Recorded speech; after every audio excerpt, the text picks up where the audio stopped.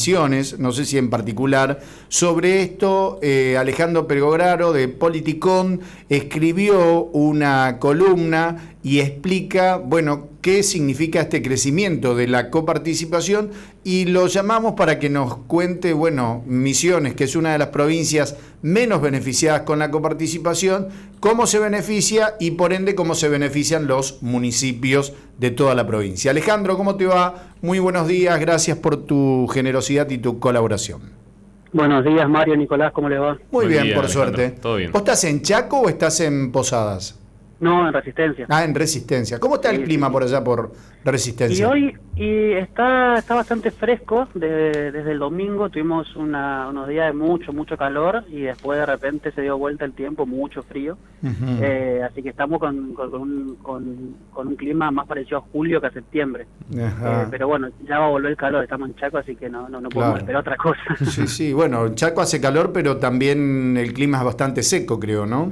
En la provincia sí, pero Resistencia no. Resistencia es un núcleo húmedo. Ajá. Entonces sufrimos bastante, tanto en el invierno, pero sobre todo en el verano, la humedad de aquí de la ciudad se siente bastante, la verdad. Ya que estamos hablando con un chaqueño conocedor del tema, ¿por qué el helado es tan barato en el Chaco? Porque un día fui y compré por 100 pesos y me dieron un helado tamaño baño. O sea, que le gusta mucho el helado a los chaqueños, ¿está subsidiado por el gobierno?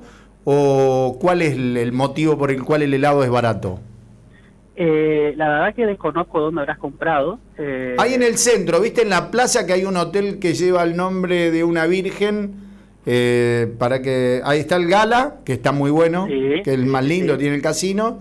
Y después hay en el Covadonga, creo que. El Covadonga, sí. Frente hacia el Covadonga, era una virgen de España, ¿no? Así en diagonal había una heladería, pero realmente me llamó la atención, porque acá por 100 pesos, por ejemplo, para hacer un paralelismo de la situación, en ese momento te daban un cucuruchito de morondanga. Y allá fui, por 100 pesos me dieron un triple cucurucho, más o menos.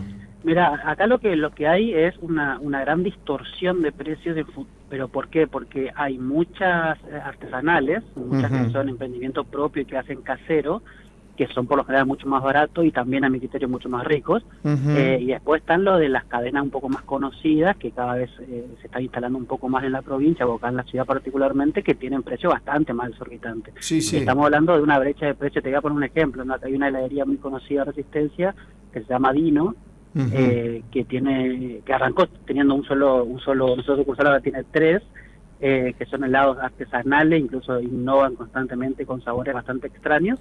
Y que tiene un precio, la verdad, que es muy accesible. Ahora, el mismo helado, que lo querés comprar en alguna de las cadenas ya conocidas a nivel nacional, y a veces hasta incluso se llega a duplicar el precio, ¿viste? Sí. Hay una distorsión bastante importante. La razón, sinceramente, no la sé, pero sí te puedo decir que hay mucho artesanal que siempre, en la comparación, siempre está el precio bastante más por debajo. Bueno, yo hice, por ejemplo, a veces tomo un helado, ¿viste? Acá en Misiones, a mí hay una marca en particular que me gusta, tiene un cheesecake de maracuyá que es riquísimo. No voy a decir la marca porque no es nuestro auspiciante y después me van a querer cobrar a mí.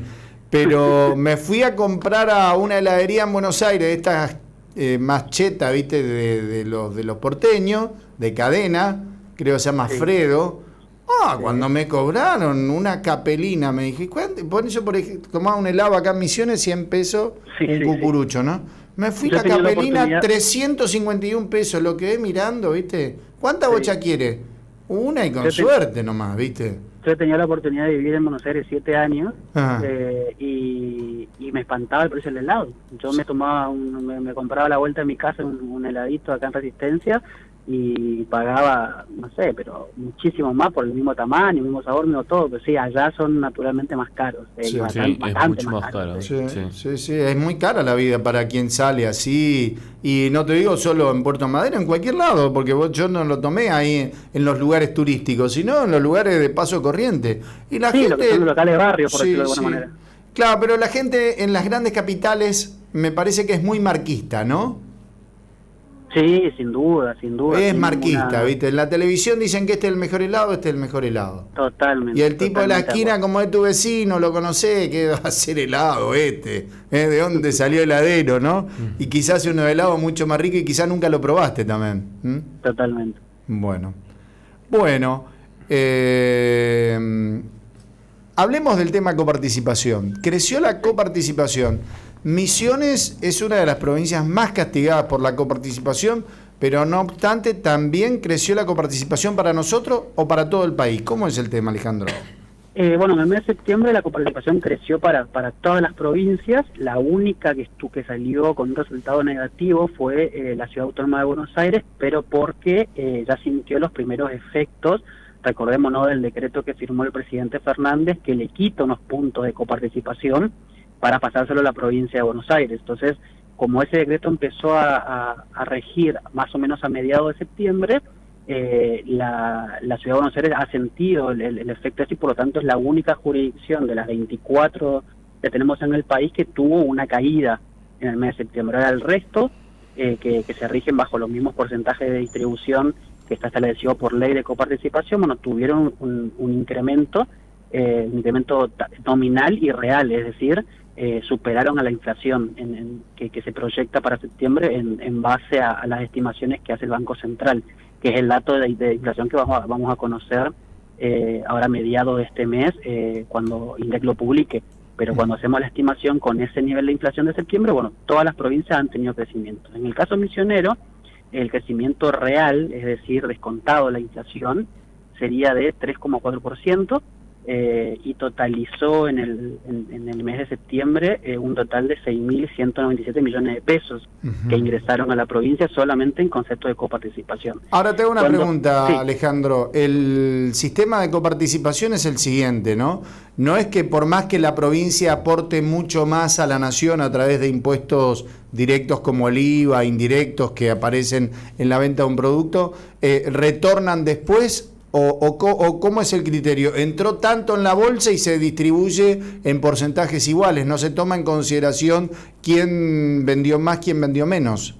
No, la coparticipación tiene una doble distribución. Primero, se establece cuáles son los impuestos que son coparticipables, ¿no? Entonces, de esa bolsa total se recauda durante todo el mes y después se distribuye una parte que es minoritaria, que va directamente al Tesoro Nacional, para que el gobierno nacional justamente haga uso de esos recursos, y después hay una parte mayoritaria que está más o menos en el 56%, que van para distribuirse a las provincias. Eso es lo que se conoce como distribución secundaria. Hacia adentro de las provincias, la ley misma del 88 estableció cuál es el porcentaje de ese monto que se va a repartir a las provincias, cuál es el que le corresponde a cada una, ¿no? Y de ahí surge justamente los debates que hace tiempo se vienen realizando y ahora medio que se volvió a poner en agenda de las inequidades que hay en el reparto, justamente en ese porcentaje que fue asignado por ley, que la realidad es que en el 88 la situación era una y hoy son completamente distintas, y por lo tanto hay provincias que se ven bastante afectadas por ese porcentaje que se le asigna por ley. La provincia de Buenos Aires naturalmente es una, porque recibe un promedio de 22% de estos recursos que se coparticipan a las provincias, pero en el aporte que hace a ese total de dinero que se distribuye, supera a veces el 40%. Cuando lo distribuye, hay dos formas de pensar en este debate. Una es en función de lo que aporta justamente a la recaudación nacional de una provincia, y también otra es establecer algún tipo de criterio que esté ajustado también por población. ¿Por qué decimos esto? Vamos al caso misionero. Ustedes lo decían al principio, Misiones es una de las provincias perjudicadas con el reparto. La situación de Misiones del 88 y la situación de Misiones del 2020 naturalmente no es la misma. De hecho, hoy Misiones es la provincia que tiene la mayor población en el NEA, pero es la que tiene el porcentaje de asignación de recursos más bajo entre las provincias del NEA. De hecho, recibe prácticamente un 30% menos que lo que recibe Chaco, que tiene más o menos un nivel de población bastante similar, pero un poquito más chico. Pero, por ejemplo, recibe cerca de 1.000 millones de pesos promedio menos que Formosa, que tiene 600.000 habitantes, contra 1.200.000 de Misiones.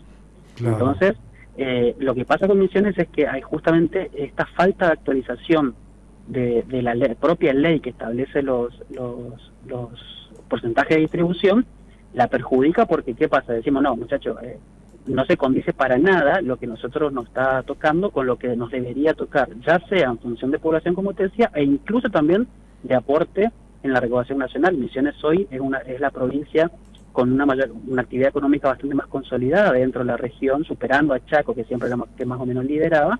Entonces no hay criterio alguno que justifique que Misiones siga recibiendo una partida menor, ¿se entiende? Entonces, mes a mes, por supuesto, eso genera una pérdida estimada, por supuesto, para la provincia de Misiones en este concepto, pero también hay que entender y que la gente sepa esto, que lo que tiene la ley de coparticipación no es una ley común que puede ser modificada por una mayoría de la Cámara y nada más que claro, eso. Necesita una ley del Congreso, sí.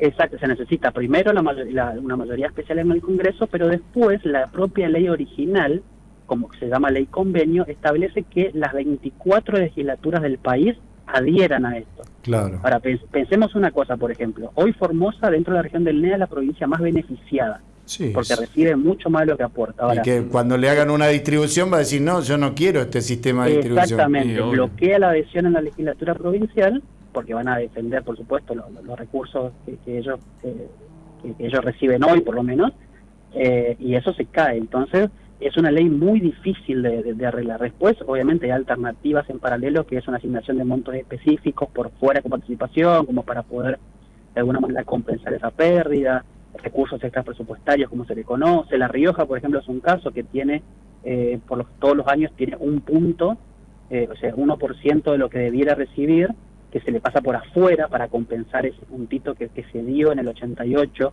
en pos de otras provincias. Bueno, hay un montón de mecanismos, pero la realidad es que todavía ninguno se activó y Misiones en ese punto está siendo bastante castigada, por supuesto. Bien. Volvamos al tema de coparticipación antes que se nos termine el tiempo. Creció la coparticipación para Misiones en más o menos 1.000 millones de pesos más, dijiste.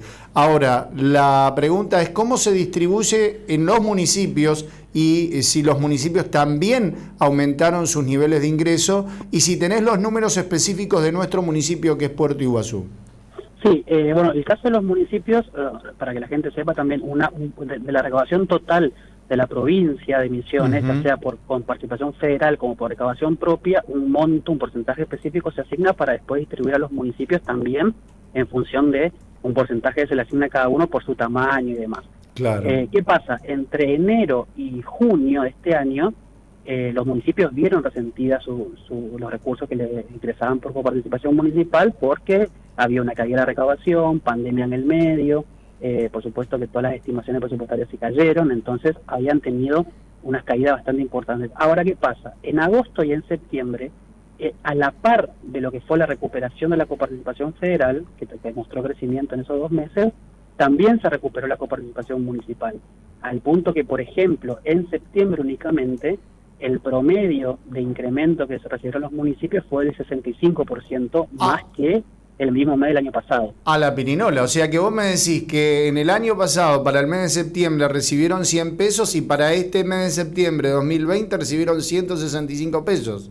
Exactamente, te voy a poner el caso específico de Puerto Iguazú, que me preguntaba recién. Sí. En el mes de septiembre, Puerto Iguazú recibió, del 2019. En septiembre del 2019, Puerto Iguazú recibió por coparticipación municipal 18.108.000 pesos.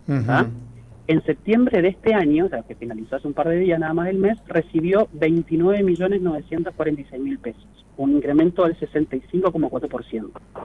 Ese es el caso únicamente, te decía, de Puerto Iguazú. Ahora, si lo acumulamos a todo el año, si vemos los datos de enero a septiembre, si sumamos todo lo que fue recibiendo el municipio en este tiempo, este año 2020, Puerto Iguazú recibió ya 218 millones de pesos, redondeando, y había recibido el mismo periodo del año pasado 155 millones, lo que te da un incremento de ya te digo cuánto, pero es 44%, que está en línea con la inflación acumulada anual del NEA, ¿no? O sea que en promedio entre enero y septiembre el municipio recibió 24.200.000 y poco de miles de pesos por mes.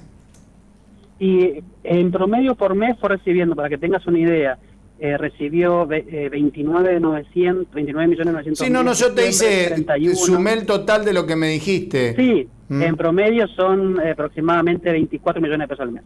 Claro, es una bocha de plata, Es bastante, pasa que también hay que considerar una cosa, primero el efecto de la inflación, ¿no? Sí. Porque así como te decía, de enero a junio aproximadamente la inflación comió cualquier tipo de incremento que habían tenido los recursos, también hay que agregar a eso la problemática de las recaudaciones propias de los municipios. Sí, que con la pandemia se cayó. Exactamente, entonces cuando uno hace la proyección presupuestaria, ¿qué pasó? En enero el municipio, cualquier municipio, pongamos Puerto Iguazú, arrancó diciendo, tenemos el presupuesto de este año en esto, vamos a gastar esto, va a ingresar esto y demás. Ahora, ¿qué pasó? En marzo, abril, mayo, eso sí cayó completamente, entonces ahí había un desafío de los gobiernos locales de empezar a ajustar la lapicera y decir, bueno, a ver cómo acomodamos de vuelta este escenario nuevo que nadie lo tenía previsto, porque un escenario inflacionario uno lo estima con el presupuesto, en un escenario de pandemia y que todo lo que sufrimos durante este año nadie podía llegar a preverlo, así que realmente era un desafío para los municipios, para las provincias y para el gobierno nacional, por supuesto, justamente afinar un poco la lapicera y bueno, de qué manera distribuir lo que tenemos y yendo un poco alentando a la recuperación, que de hecho en estos 2 meses, como te decía, ya hay signos de recuperación en la coparticipación federal por un lado y en lo que ingresó los municipios por coparticipación municipal por otro. Y te agrego un solo dato, si tengo tiempo. Sí.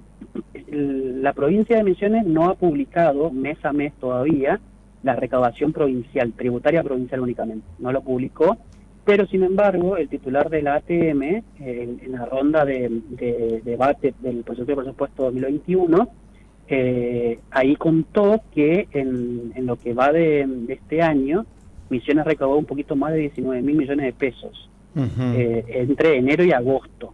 Lo que eso significa, comparando con el mismo periodo del año pasado, un incremento en términos reales, es decir, descontando la inflación, de 14%, algo que no se está dando en las provincias, por lo menos de la región. Chaco tiene una caída real, Formosa tiene una caída real, Corrientes no tenemos los datos, pero más o menos se estima que sea parecido. Así que la recuperación de la recaudación provincial también se evidencia a priori, o por lo menos haciendo una proyección de cómo fue el movimiento entre julio y agosto, capaz que septiembre también veamos una recuperación, lo que nos lleva a pensar que bueno, que estamos agarrando este último parte del año con una economía que se está empezando a mover bastante más y que eso va a repercutir positivamente en la provincia y en los municipios naturalmente. Muy bien. Ale, muy claro lo tuyo, muchísimas gracias por tu información y tu generosidad, y cuando estemos por el Chaco nos vamos a ir a tomar un heladito ahí, no sé si en frente ahí a la plaza principal, pero en algún lugar lindo que tenga el Chaco para disfrutarlo, ¿eh? Yo los invito, no hay problema. Dale, vamos. Bueno, un fuerte abrazo. Chao, un abrazo, gracias. Chao, chao. Bueno, ahí estaba Alejandro Pegoraro de Politicom.